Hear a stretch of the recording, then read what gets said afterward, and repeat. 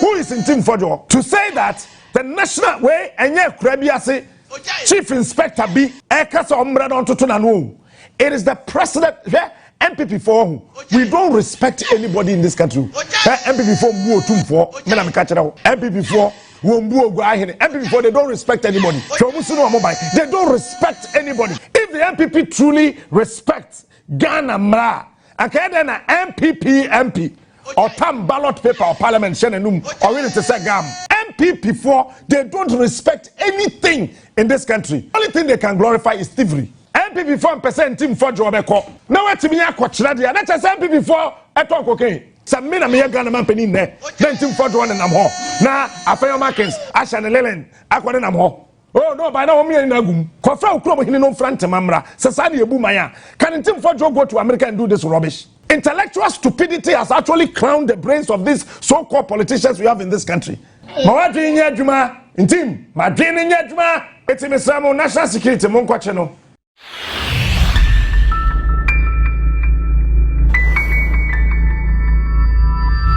Well, we are ready. They should arrest all of us. That's all you are hearing. They should arrest all of us. Oh, arrest all of us. Anyway, so he is saying that they should arrest all of them, and by that he's talking about all the NPP supporters and members of parliament who are present on the ground. He's saying they should arrest all of them, and that is his words. He's now moving towards where the member of parliament, the members of parliament are, as well as some party bigwigs are. We've seen the honorable. Nobody arrested you. Well, don't forget, the press conference was held by the minority, so they should target all of us. They should arrest all 88 of us. We are not going to sit down for any member of parliament to maltreat or, for that matter, any individual. They should be ready to come and arrest us. They should arrest all of us. So in effect, all 88. Arrest all of us. That's what I'm saying. They should arrest all of us.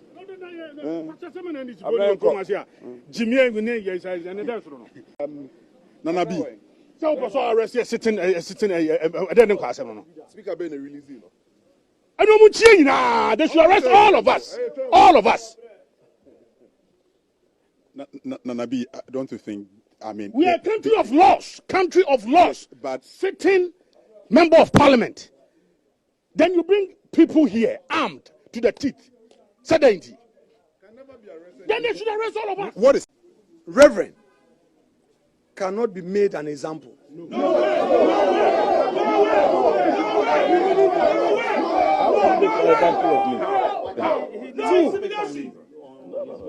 Reverend is not a loner. He has not walked alone. He will never walk alone.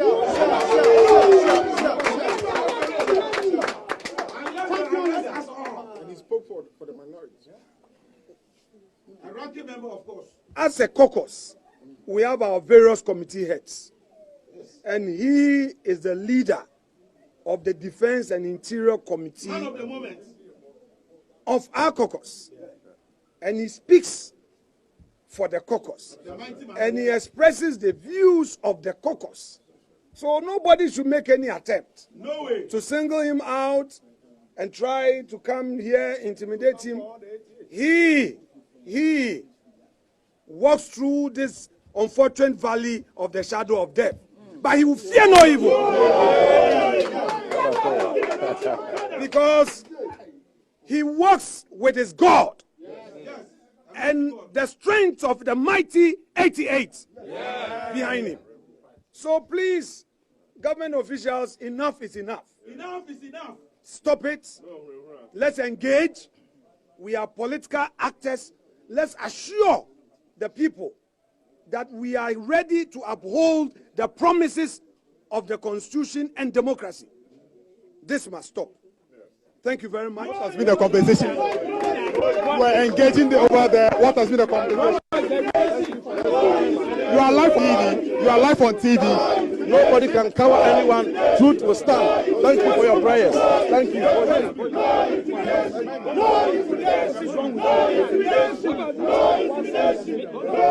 It is a fair Ghana. as say for Togo, as say for Russia, as say for UK, and you find the status implication. Now, there are foreign countries involved in this whole thing. Names of countries were mentioned. Names of international companies were mentioned. Non-state actors were mentioned. Eti, and yes, say Ghana pay as usual. Say you know say Obia can some Krom Habia or Kokoja parliamentar. Say a political talk. To some maybe you do. Or say I don't know and you're Bia a Kubianwa. I'm a Baywado Central Regional Minister. Now Okodru appointment committee there. You beside the question say political talk. No, I found a wedding. Banana. You see, your politicians they behave to say we need answer.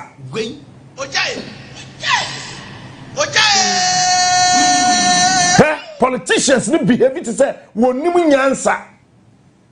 Because I mean how?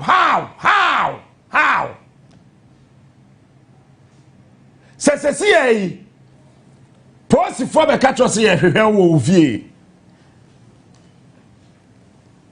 Now abondi also posi pacho ko na meba na se wamma 1 wamma 2 pacho posi ni no be chewa waye bone ana e bi kura nka wudi bi mu ba wadwe yo sa wo ye udi akaka bensam ti wonko na ya be chew ade ye me ya pa se ye chew so na de wato pick up bo sa wo de chere ti se broni kraman ya de wonko. Eti a whole member of parliament. Papa no, I respect him so much. Me fair no. Chana embiya. Kamema sound pa no pay. I respect Ntim Fordjour so much. Ko trasem nim keke. Je woni me koka. What say I spoke on behalf of a committee. Committee bear. Okay, you spoke on behalf of a committee. Understood. But committee no almost serve wine. I ain't gonna for. Committee no serve wine in parliament. Parliament is serving wine and your man. So that committee you spoke on its behalf, no. And then I won't call committee members in Nadi. Now you have one on my others for say yes, he spoke on our behalf.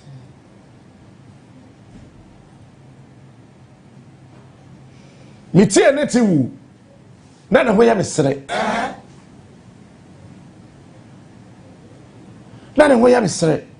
Chief, yeah? If you guys are thinking Sakufa the president, go and revise your notes. You see, you guys are still, politically you are hallucinating. Political hallucination is working against you guys. You are still thinking that Akufo-Addo is the president of the Republic of Ghana. Hey, Tinu Ejai no mofie. Mahama says, "Oh, no tea. Obi anum tea o Jubilee aso." Babiniti uchi asem.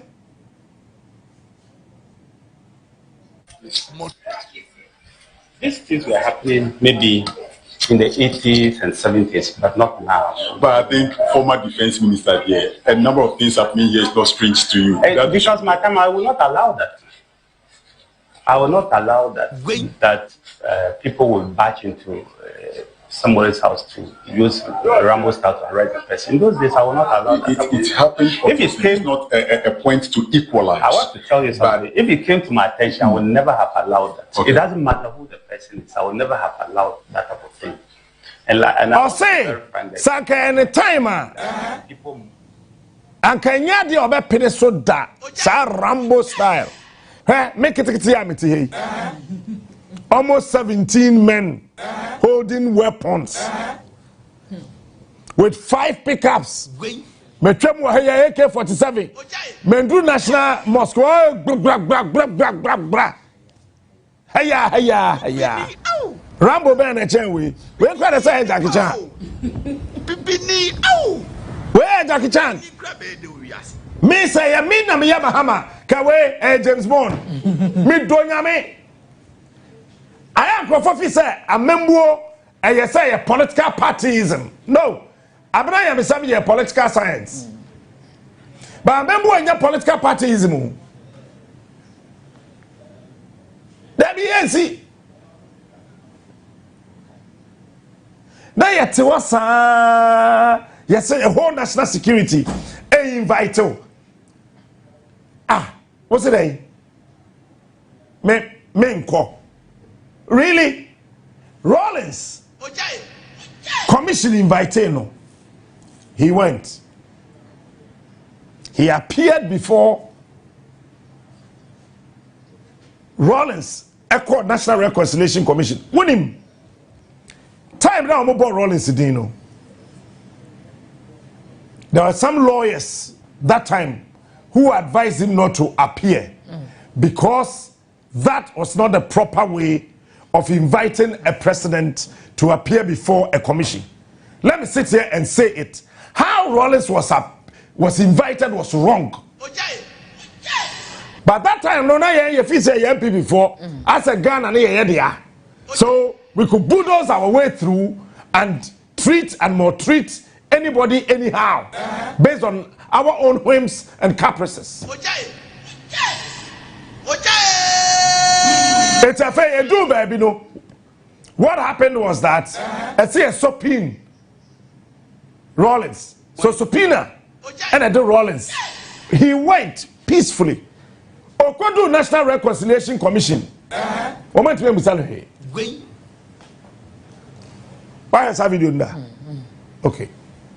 Obia, what am I Rawlings here? Kuku, yeah, Fred Rawlings, so Rawlings, or Washington region, or the Aba, Mahem is not true. Why the who Rawlings or Kutaba, I will catch it here, or the show about him, one and who. I am draw. Why, and number of year me? 87 grand, 81 year. 79, 81. Now, say, Obient to be in traffic and fancy. Sir Rawlings Kutaba, Wabai, Abraham is some Nemamia Hem Wokatia, or the above boom, po, and tro. Who saw Rawlings? One I didn't name you who Rawlings are, Okuta King, or the about him, Mahem. Banana, the better than a banana and Yakusia. Apple and Enginam. Eti, go. Now, yes, there were excesses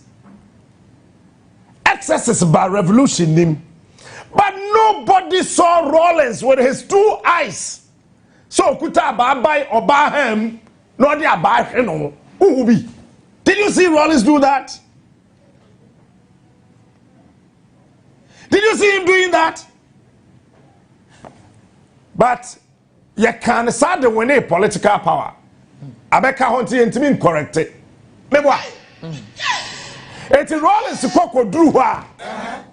Obia Yasi Oyeni Pabone Reconciliation, National Reconciliation Commission. Professor Atefa, Nana Executive Secretary.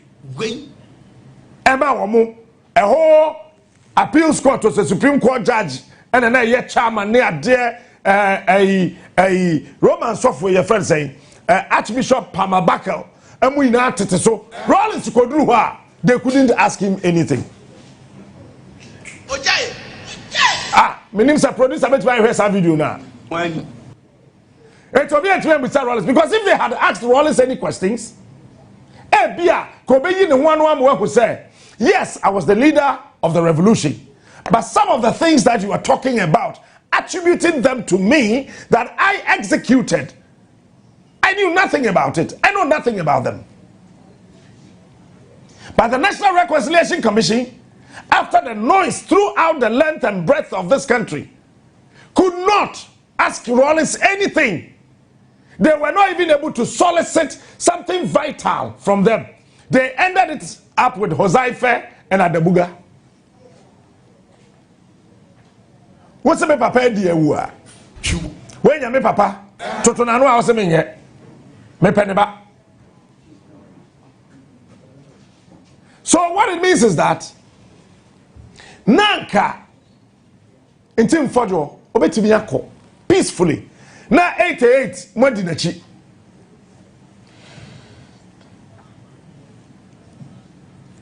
na mwadi nachi anamebwa na mwatimi na kwatena se na national security panel Nebusano, tell us this question, that question.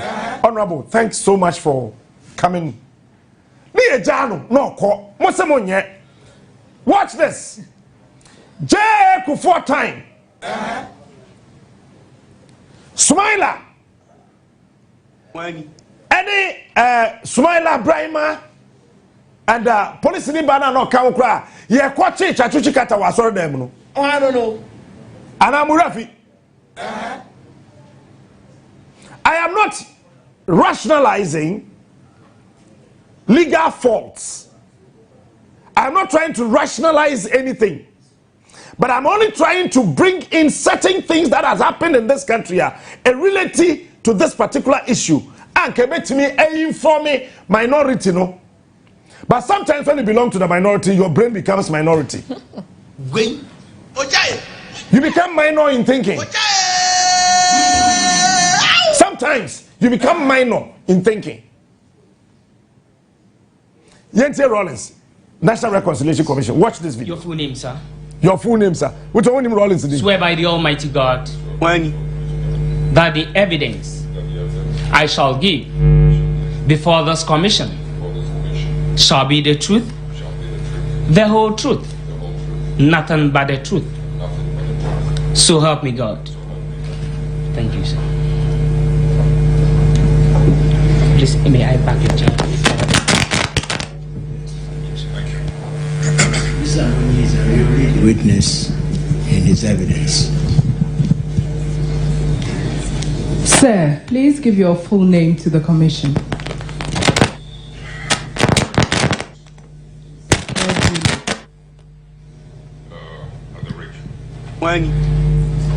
What work are you doing currently? I'm unemployed. You are a former president of the Republic of Ghana, but as far as your military career is concerned, can you tell the commission when you were enlisted into the Ghana Armed Forces? A year after I left school, I guess that could have been in 67 or, wait a minute, 62, 65, and 7. I guess I must have been enlisted in 67. 1967. But the records should confirm whatever it is, yes. Do you recall your officer's number? 1158. Sir, as you are aware, you have been subpoenaed to produce certain articles to the commission. Yes. The commission has received evidence from Mr. Riyad Huzaifa that he filmed interrogations and executions of certain persons.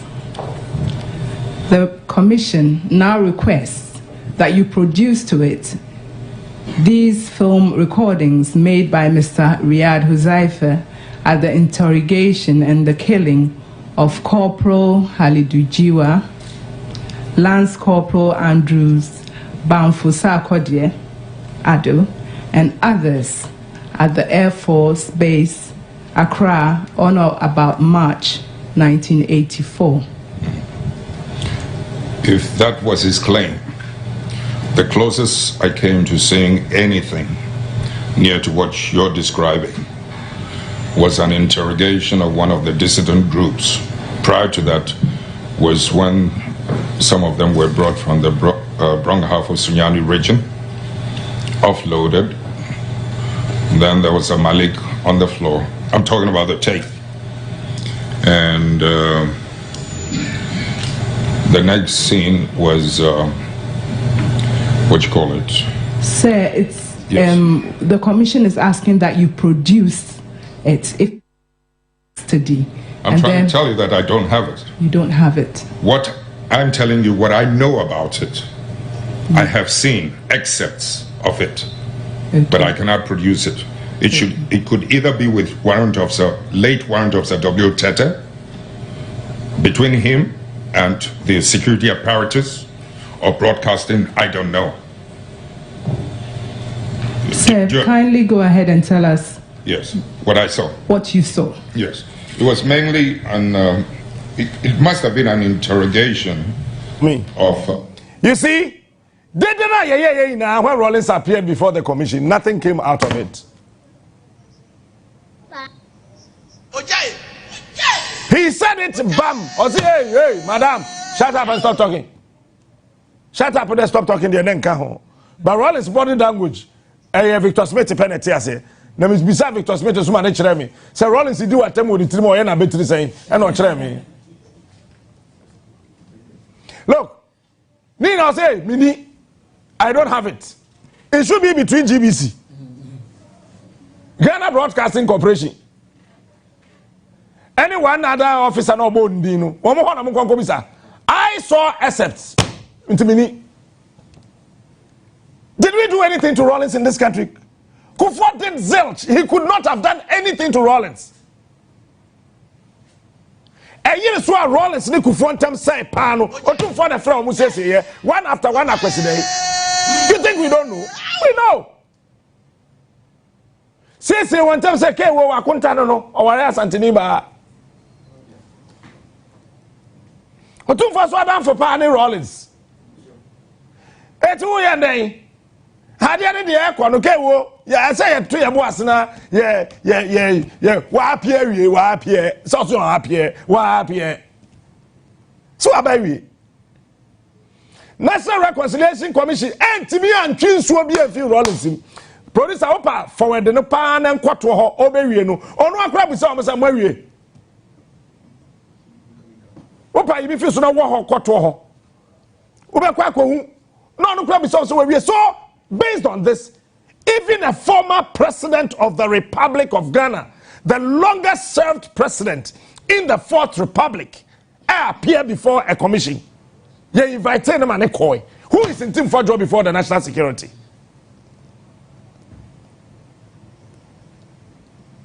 No, who is Ntim Fordjour before the security apparatus of this country? Number two, Chachu Chikata. Chachu tia sorry them or tia sorry them.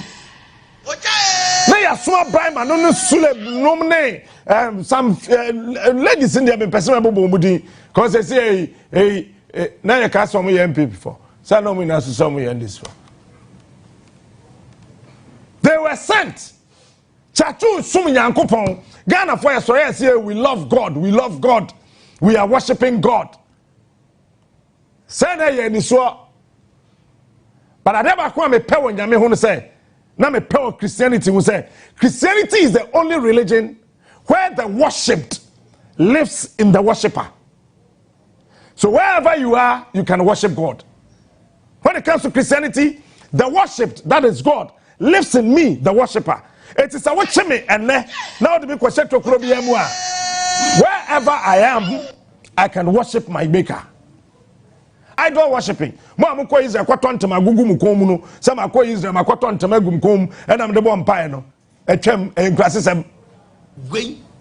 Na shaka ti de say kofa bo. Yakwa bo agu container dem de begu Ghana. Na yakofa no. Me bo ana. Enye people for ya we did that nonsense. Because you see you invited Chachu, Mabna, and then Mamin Kassan why he was arrested on a Sunday. I was sorry. Time na Chachu did ma almost say Obebano. Na Pago, it was a Sunday. And so shared when we now share date, it fell on a Sunday. Alright? And I waka say be a Sunday no, me pon sorry by 8:30 first service. It's ebebo by 9 and at 10 na me drew ho. Yes, you enemy asori ya yekwi. Asofo na asori ne ye omode. O hye bi betwam kakra. Na enwom no kwa afo no to ne yie kakra. Na so de aye. Eti yempo asori. Eti Chachu nsori nkoi. Enam senti yesi wa ye late. Enti akwache no asori dem. Can anybody come and deny this fact? Can anybody show up and deny what I'm saying? Chachu was arrested from church.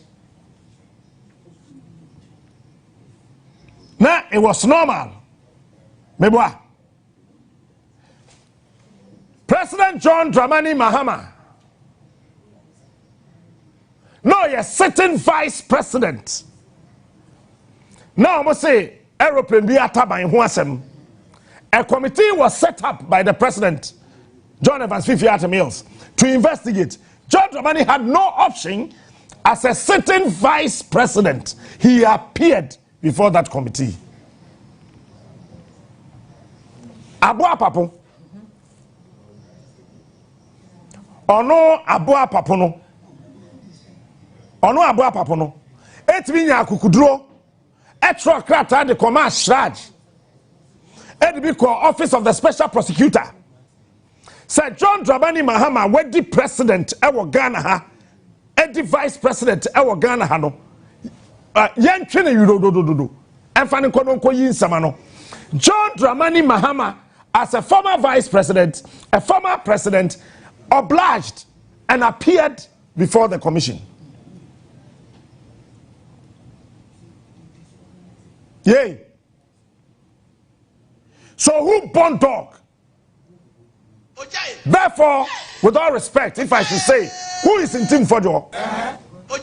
To say that the national way and chief inspector be and it is the president MPP for we don't respect anybody in this country. MPP for MPP for MPP for they don't respect anybody. They don't respect anybody. If the MPP truly respects Ghana Mra, and then an MPP MP or tam ballot paper or parliament shenenum or really to say gam. Now MPP MP Ghana your friends and court of arms. I bought parliament. Now I have to share some video also. Now or the Dominican were two court of arms no at working. MPP for they don't respect anything in this country. And the only thing they can glorify is thievery.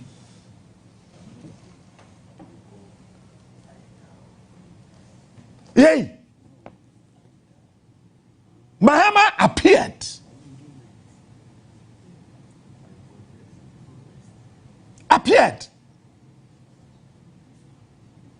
Mami Mahama post no.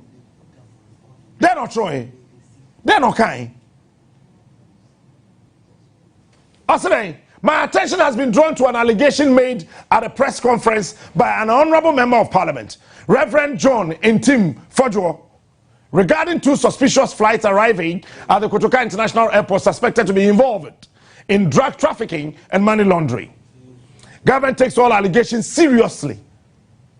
Where President Nana Troyo, government takes all allegations seriously, and to ensure a thorough and transparent investigations, I have directed all relevant investigative agencies, including the Narcotics Control Commission, the Police CID, the National Investigations Bureau, and the National Security Coordinator, to immediately and fully collaborate with the Honorable Member of Parliament so he provides all necessary information to investigate the allegation and take all action necessary to expose any drug dealing.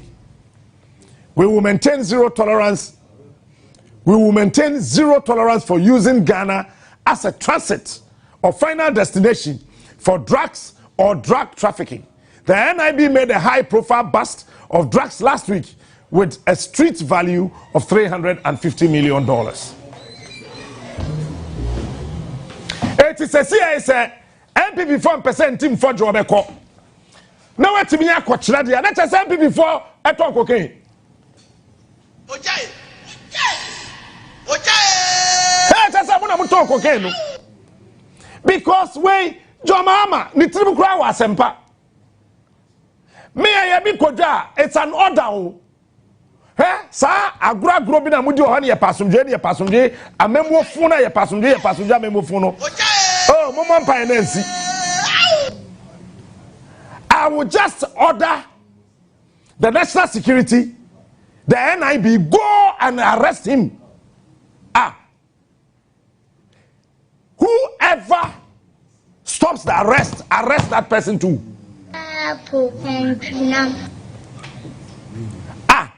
me say me asa man mo na mo bubu no krom ha no mo mpa e o na se si ampa say me kwajo smart me ya Ghana man pani wo bo ontimi ni kwasem obeto wuram. I am telling you some me na me ya Ghana man pani ne Ntim Fordjour NIB ho na Afenyo Markin Ashan Lelen akwade nam ho. Oh no, by now me na gum Kofra ukrom hini no front mamra sasa na ebu man ya. Can Ntim Fordjour go to America and do this rubbish? No, can he go to America and do this nonsense? Intellectual stupidity has actually crowned the brains of these so-called politicians we have in this country. And they think that as soon as you become a politician, you are bigger than your mother's womb. No matter how long, tall, short, huge you are, you lived in your mother's womb. So the womb, whatever the size, is bigger than you. Ghana is bigger than whoever that lives in this country. Ntim Fordjour NIB ho. Ah? Sanka MPP na wa bam.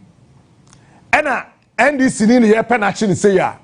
Can MPP for betue sika ma journalist e wo krum ha ina so munye dede. Na ye mpenti no.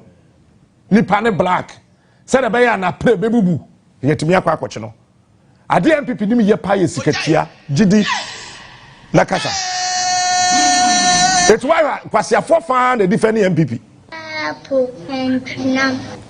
What can I say menka? We hear when him say we can no crash there one pay. Hey, you become an enemy. You become an enemy. The reality is that patrol abaya na ote Sisila branda pa fie no. Say as you obokro no mwa. Say a criminal offense. Misinformation so peddling falsehood say a criminal offense. Eye den na branda pa de ye chi abaya no. Ye wie ye say eja omo kwan won e ka ho no. Ye ja omo kwan mo akotena buruchiri. Say de be ye obi anya omo emisa omo no omo ntimi nkansem bia.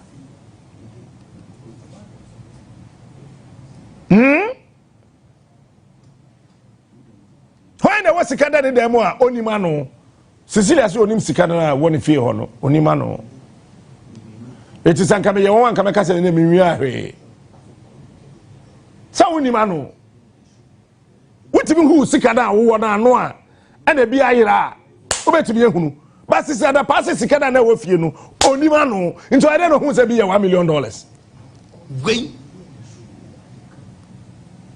me ana me ma me no ba meka MPP for no muni me better che NDC for me MPP for ni mi o wo muni me papa he metro picture bi metro picture na wa wo hwe sesi ya aya men control bi ate throw picture bi sesi ya wa wo hwe picture na hwe won a e shata de gina ho no omo ye ho amo aha eti yet me kwatena akonwa ne so ma me ka asem fa ma de mam aha tamam and we took a picture of it so that be me boss wa obi anka cham sa me boa eti mi ti we afudwen da me boa no cre me boa na do fe no cre me, I know the MPP. No, enye fe. Oh, enye buo emagana mra ye wono. It is not respect at all. Hey? Any pa yachi wo mu okrom ha in a Rambo style. MPP time every day.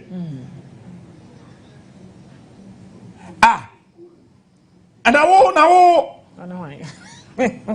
me kwadu and I maybe can the power and national security on catch up some member to make some hammer rensa me can no pay beja me ade bia mpe bia be ya mam nam se me mpehwe akwaba kofi machi ba na sama kan hada masum ofi obom mo machi bibi ni ye nipa o na won ka so mo hu say yeah say na akwa na ade na ye training no say da wonu mu me can we go ham that day the enemy say kian ke padis ni bekumi That day, me 36th time, no 37th time na came, you know.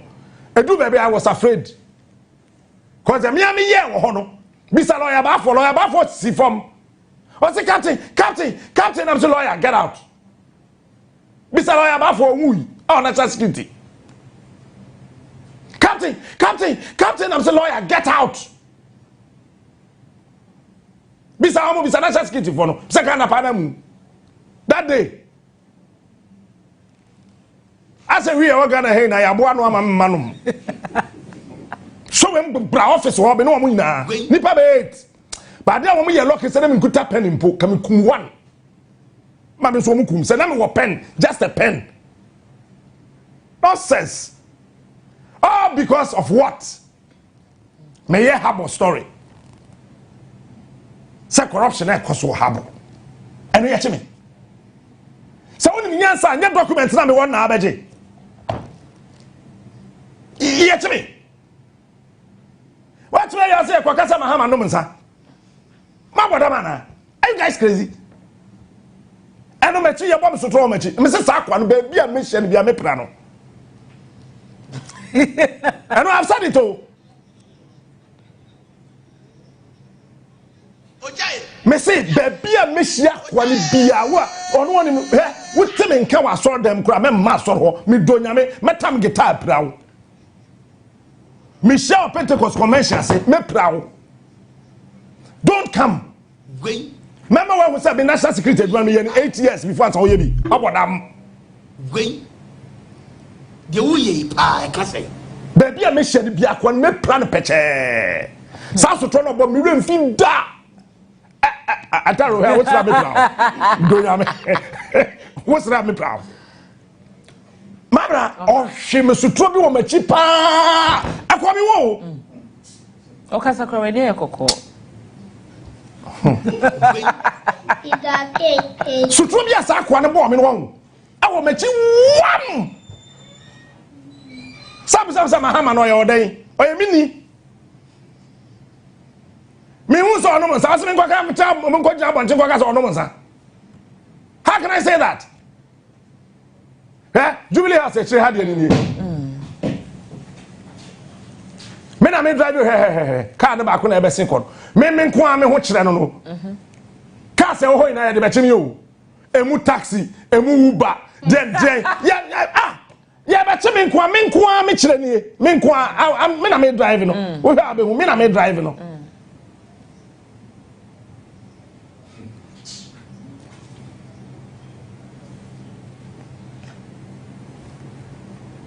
Na moto na what dem kwaya wa kwa hwemani so botorowa me se baby a me shall be abete pocket we dem baby a me shall be ano minimum wani me do picture so nenam me we so ya juma na chance me se baby a me shall be me proud nonsense na obi akoka someone say egu Ghana anim ase president muya sitting president say just go and collaborate. One campus yancho. Maybe ya joma man kama na ya chiwo. Ewurade nyankopon. Maybe ya mahama ya chiwo da. Na wa obe bada be yuti no. Ya be chiwi. Hwe, your police commander bi Oba Ashanti region. This UOP Edupoku. Oba director of Ghana Police Service CID, director of CID. And a branch be called Sese Akwada Ketwa. Now so Oba 10 or 9-10 years. Refi Akwada age, but story dey me kai. E pre Akwada no. Ma ayayi da konfanochi obre. Commander of office sa na ahemfo biensa, ahemafo mienu. Echiniesi won so Ashanti region police headquarters omanim ne santai na mama ne yewra commissioner ye baya ye pese de to ani ma te ase se bana himfi asam de ye katumi ye kamera abrantie na odem no oyede hye brantie oya brantie de hye akonwa no to a otumidi intino ye be bom amane o say ye acha me for do say Yes, when ye kasa ase we ase ye dia. Ti ye be catch no PM.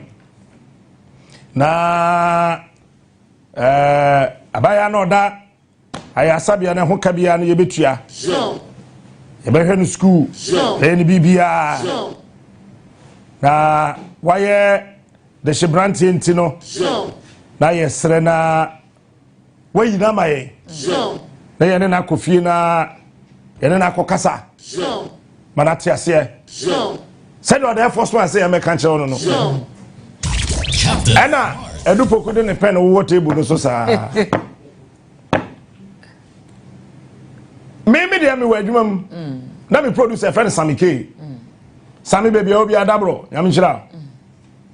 I say kwajo na me say dabro. I say wo fase yamra. Ti ye koduru ye no. Na other presenters our regional police headquarters ho. Any a force ro. O man tie kwade huhyimu sa ahemfo no te anim ho. No ma mo ba inside. Mba ya no bisa say mo amane na mo de boy no ebium. Amadachi bi mi jaya brante no mamo a. Nsentrofo ye gina he beche wo. Mema won mo nya yodom. O say nra, o mo ndawe ya Afenyo Markin so wan na wo nchen. So akoda ne fie. Baby nra na jo da ye no. Na your friend saying Evelyn Munim baby anada. As a captain, we don't want to arrest him. We would have gone to where he's sleeping and arrest him.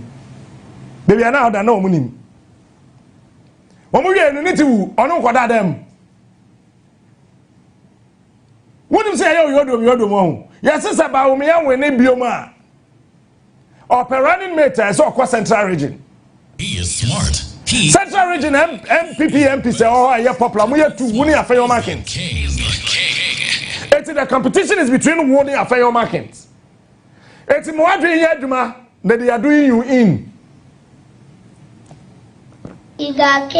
More doing yaduma in team. My training yaduma. Banana. It's in the national security. Monquacheno. Moncheno. You see, you do baby and penfam is and a channel the anyway. You have the police day. And I teach also young police service. I teach also young national security.